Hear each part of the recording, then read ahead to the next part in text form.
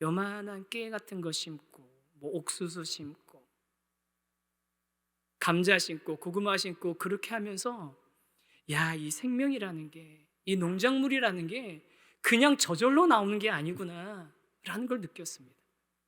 그리고 또 한 가지가 뭐냐면 내가 수고하고 애쓰고 땀 흘렸다고 해서 무조건 좋은 작물이 나오는 것도 아니구나.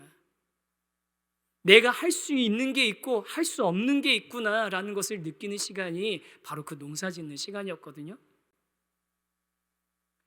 아무리 씨를 뿌리고 물을 주고 가꾸고 자라게 하려고 하고 애써도 결심 맺고 추수하는 것까지 그 일련의 과정을 다 지나보면 이 작물 하나를 결실을 소출한다는 것이 얼마나 대단한 일인지 농사 지어보신 분들은 다 아실 겁니다.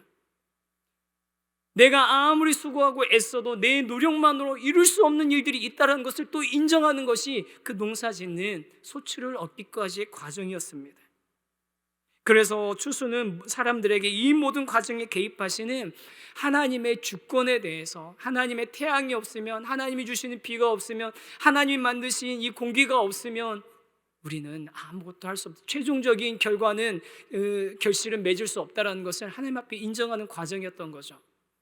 그래서 우리 첫 번째 한번 대지 한번 같이 한번 읽어봤으면 좋겠는데요. 함께 읽겠습니다. 시작. 추수는 하나님의 주권을 인정하는 행위입니다. 여러분, 작은 씨앗이 땅에 뿌려져서 싹이 나고 자라서 곡식을 맺는 것, 또 겨울에 메말라서 비틀어져 있었던 흡사 죽은 것처럼 보였던 나무에서 싹이 나고 넝쿨이 자라고 열매가 맺히는 것 절대로 당연한 일이 아닙니다. 절대로 당연한 일이 아닙니다. 그게 그렇게 되기까지 수없이 많은 사람의 수고, 수없이 많은 손길이 필요하며 그 손길 너머에서 하나님의 돌보시는 은혜가 필요한 게 결실의 과정인 거죠. 근데 이게 농사만 그렇습니까? 절대 그렇지 않죠. 우리가 정말 최선을 다해서 삶을 살아본 분들이라면 일의 결과나 성과가 결코 내 땀과 노력과 고민만으로 만들어지지 않는다는 것을 다 경험해 보셨을 겁니다. 경험해 보신 분들 이 자리에도 많이 계실 거예요. 내가 아무리 노력하고 애쓰고 고민하고 밤을 며칠 밤을 고민하며 지새우며 애를 쓰면서 하지만 최종적인 성공과 실패, 그 어떤 일의 결실을 맺는 과정에는 반드시 하나님의 은혜가 필요하다는 거 많은 분들 경험하셨을 거예요. 뭐 그냥 삶 대충대충 설렁설렁 사시는 분들은 모르겠어요. 근데 정말로 내 삶에 최선을 다해서 집중해서 살아보신 분들은 다 고백하실 겁니다. 그렇기 때문에 추수한다는 것, 결실을 맺는다는 것은 하나님의 주권을 인정하는 행위가 되는 겁니다. 내 삶은 결코 내 뜻대로만, 내 노력으로만 이루어지지 않는다라는 것을 고백하고 또 그것을 인정하게 되는 과정인 거죠. 만약에 우리 중에 누군가가 내 삶 다 내 노력과 내 뜻으로만 이루어질 수 있다라고 착각하고 계시는 분이 있다면 그분은 아마 아무리 작은 생명이라도 그 생명 진지하게 다뤄보지 않은 사람의 확률이 높을걸요. 제가 이제 지난 며칠 전에 그 식물 마켓이라는 곳에 좀 이렇게 개소식 비슷한 걸 이렇게 다녀왔어요. 무슨 일 이제 우리 주보에도 나왔는데 갔는데 가서 뭐 이런저런 이제 예배 드리고 이런저런 얘기 나오는데 기념으로 어떤 이 식물 거기 사장님이 저에게 조그만 게 선물을 이렇게 주시더라고요. 그러면서 선물을 주시길래 조그만 식물 주시길래 아우 저는 뭐 주시면 자꾸 죽여서 저 주지 마시라고 저 자꾸 죽인다고 그랬더니 그분이 그러시는 거예요. 걱정하지 마시라고 목사님, 이거는 정말 손 안 가는 거 아무것도 안 해줘도 그냥 저절로 사는 애라고 물만 주시면 된다고 그러는 거예요. 근데 제가 그러면서 그랬어요. 제가 여태까지 죽인 애들이 다 그런 애들이었습니다. 제가 여태까지 죽인 애들이 물만 주면 된다고, 잊어버렸다가 한 번씩 물만 주면 된다는 애들이 희한하게 보면 다 죽더라고요. 여러분, 어떤 생명이든지 작은 생명이라면 진짜 생명이라면요, 그 생명이 살아나는 데는 당연한 것은 없는 겁니다. 그래서 오늘 이 추수감사주를 통해서 이 자리에 계신 우리 모든 성도님들이 우리에게 결실하게 하시는 하나님, 열매 맺게 하시는 하나님, 또 우리 삶에 개입하시고 우리에게 때에 맞는 은혜를 주시는 하나님을 인정하고 그 하나님께서 올 한 해 주신 바로 그 은혜들에 진정으로 감사하는 시간 되시기를 주님의 이름으로 축복합니다. 이렇게 추수를 통해서 하나님의 주권을 인정하고 감사하는 사람들이 추수할 때 기억해야 되는 게 한 가지 있습니다. 그것은 뭐냐면요, 2번 한번 같이 한번 읽어보겠습니다. 시작. 자신만을 위한 추수가 되지 말아야 합니다. 오늘 말씀은요, 있는 내용 그대로입니다. 쉽게 말하면 수확을 할 때 그 밀이 됐든 보리가 됐든 또 그게 감람, 올리브가 됐든 포도가 됐든 수확을 할 때 그것들을 싸그리 다 걷어가려고 하지 말라는 거예요. 싸그리 다 걷어가려고 하지 말라고요. 그 곡식을 거두다 보면은 내가 걷어서 이렇게 모아 놔뒀다가 그것을 다 이제 나중에 거둬 드릴 텐데, 혹시 거둬 드리면서 모아놨던 거 그냥 둔 게 있다면 아참 거기 놔뒀던 거 내가 안 챙겼네 하면서 다시 돌아가서 그거 챙겨오지 말고, 또 이렇게 올리브 감람 따다 보면 털어서 따다 보면 어떤 애는 떨어지고 어떤 애는 남았을 거 아니에요. 남아있는 거 다 속속들이 하나하나 남김없이 다 따려고 하지 말고, 포도원에 들어가서 포도 딸 때 처음부터 끝까지 정말 한 송이도 남김없이 다 따려고 그렇게 하지 말고 남아있는 거 그냥 자연스럽게 남겨놓으라는 겁니다. 왜 남겨놓으라고 하셨습니까? 누구를 위해서 남겨놓으라고 하셨습니까? 고아나 과부나 객들, 외국인들, 이방인들을 위해서 남겨놓으라고 하시는 겁니다. 실수로 남겼던 따다가 그냥 아직 다 못 딴 거든 따고 났으면 다시 돌아가서 싸그리 거두려고 하지 말고 그냥 놔두라고. 누구를 위해서요? 고아나 과부나 객, 그 남겨진 거라도 필요한 그 사람들이 있다면 그들을 위해서 그냥 두라는 겁니다. 그런데 여러분, 이렇게 하라고 하시는 하나님의 말씀을 보면요, 정말 하나님이 섬세하신 분이세요. 왜 하나님이 섬세한 분이십니까?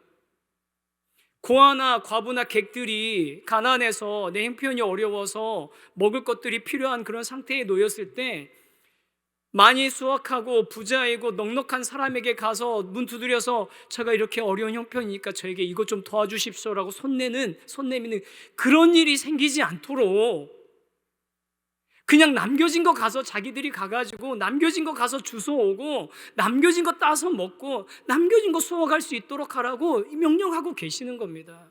이거는 하나님께서 베푸는 사람이나 베품을 받는 사람이나 모두 다 지켜주시기 위한 그런 방법을 제시해 주신 거예요.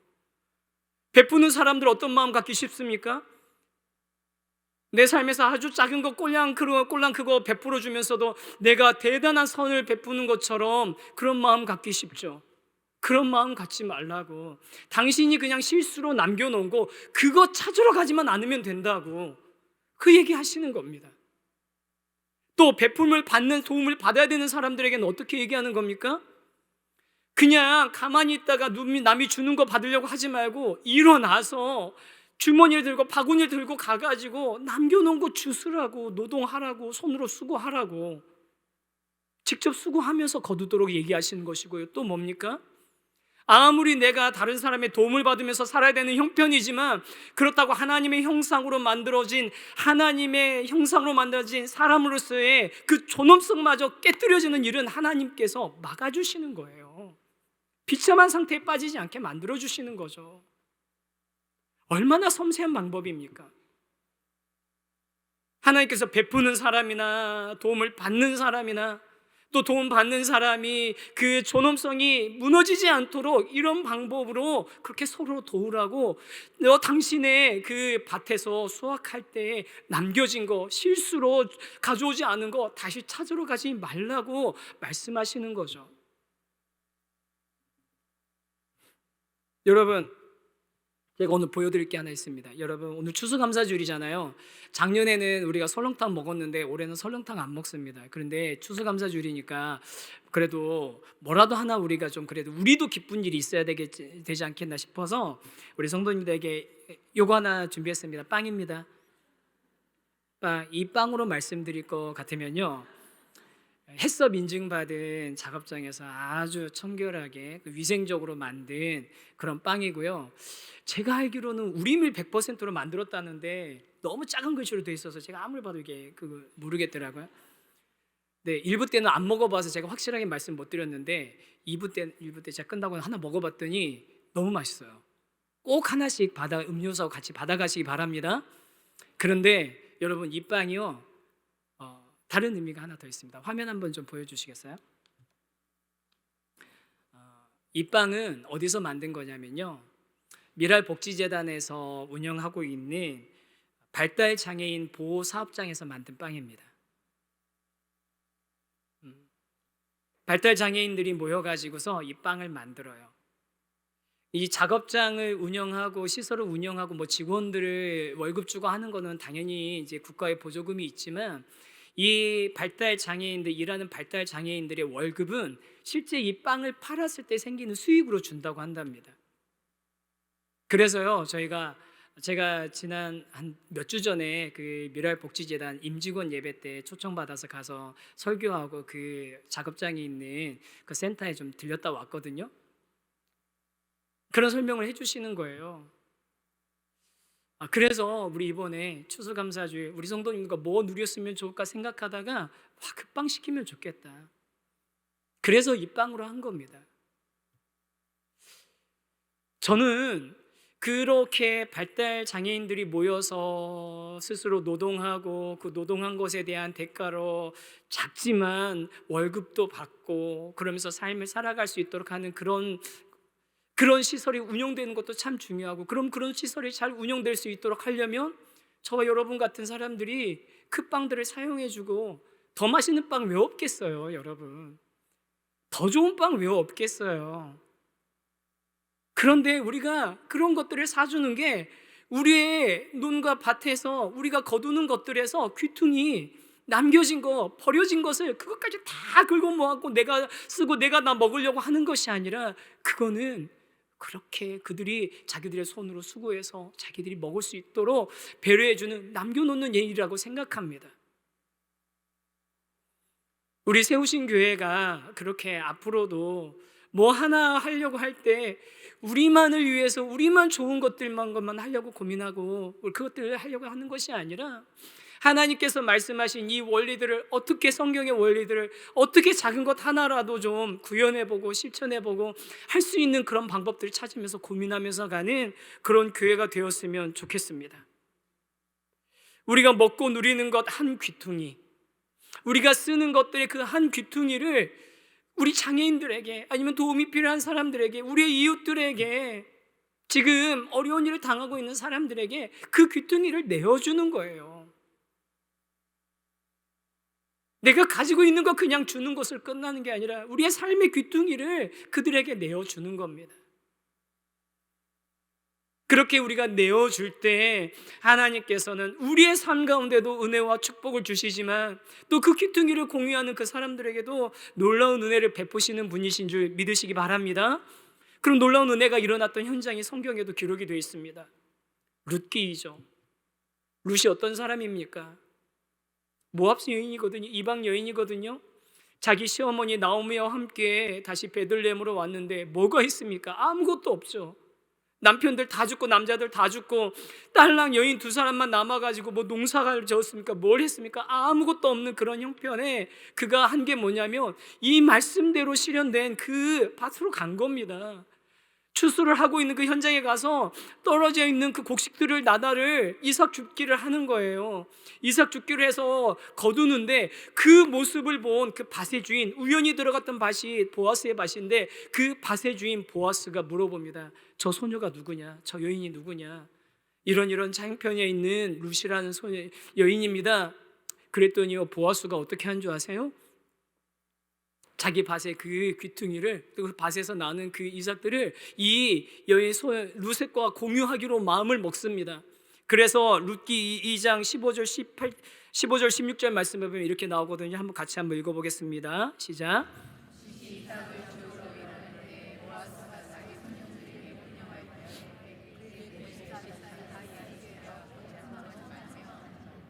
또 그를 위하여 곡식 다발에서 조금씩 뽑아버려서 그들에게 줍게 하고 꾸짖지 말라 하니라. 이삭을 줍는 것을 허락할 뿐만 아니라 일꾼들이 먹는 제대로 된 식사도 같이 먹게 합니다. 그리고 그 일꾼들에게는 이삭 줍는 거 눈치 주지 마라. 뒤에 쫓아오면서 이삭 줍는 거 눈치 주지 마라. 근데 눈치 주지 말라 해서 끝나지 않아요. 뭐 어떻게 하라고요? 거두은 이삭에서 좀 빼가지고서 뽑아서 버리라고. 그래서 주워가게 하라고.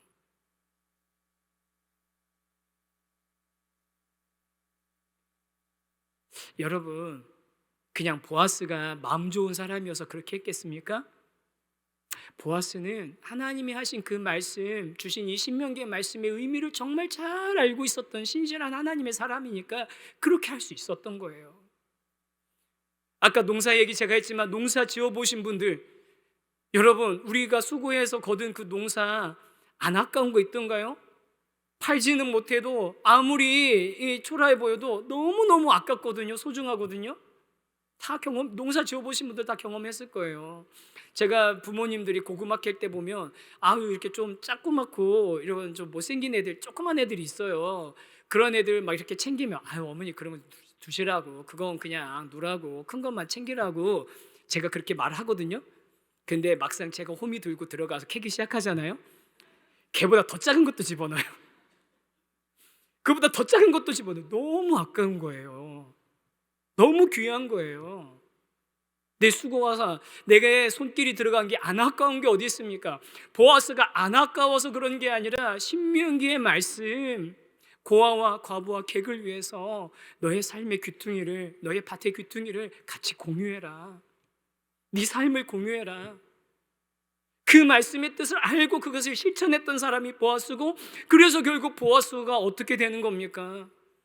예수 그리스도의 족보에서 다윗이 태어나게 되는 그 혈통에 들어가게 되는 거 아닙니까? 사랑하는 성도 여러분, 저와 여러분이 그렇게 하나님의 말씀의 원리를 깨닫고 그 말씀대로 저와 여러분의 삶의 귀퉁이들을 우리 주변에 있는 사람들과 공유하고 그들에게 우리가 거둔 그 이삭들을 함께 공유할 수 있는, 그 열매들을 함께 공유할 수 있는 그런 삶, 그런 교회가 되기를 간절히 소망합니다. 이건 단순히 그냥 우리가 가지고 있는 거 주는 것을 끝나는 게 아니어야 되는 거예요. 희망상자도 그렇고 우리 과일 나눔도 그렇고 우리 같이 고민해야 됩니다. 제가 2학기 들어서 여러 번 이 말씀 드렸습니다. 수요예배 때도 우리 선교적인 교회, 선교적인 방향성, 안으로가 아니라 안으로 모여서 은혜롭게 예배드리고 바깥쪽으로 향해서 우리가 나가는 이 방향의 선한 순환들을 이루어내야지 건강한 교회가 되는 거라고. 이게 단회적인 일로 끝나는 게 아니라 우리가 지금 있는 이 지역에 누가 있는지 우리가 보고 사람에 대한 관심을 가지고 보고 그들의 존엄성을 깨트리지 않으면서 그들의 존엄성을 우리가 잘 지켜줘 가면서 어떻게 하면 그들과 함께 우리의 삶에, 우리의 밭을 같이 공유할 것인지, 우리의 열매를 같이 어떻게 그들과 공유할 것인지, 그들과 함께 우리의 이 소출을 어떻게 함께 나눌 것인지 우리 고민하면서 가야 돼요. 저는 오늘 이 희망상자 작업하는 것도 이 모든 것들이 다 그런 고민 가운데서 한 걸음씩 한 걸음씩 우리에게 맞는 방향들을 찾아가고 가는 과정들이 되는 줄 믿습니다. 우리 그렇게 나가야 됩니다. 그렇게 하면서 오늘 이 말씀을 보면서 한 가지만 더 우리 기억했으면 좋겠는데요. 하나님께서 이 말씀을 주셨던 이 말씀과 똑같은 말씀이 어디에도 나오냐면 레위기에도 나옵니다. 레위기 19장 9절에서 10절 말씀 한번 같이 읽어볼까요? 시작.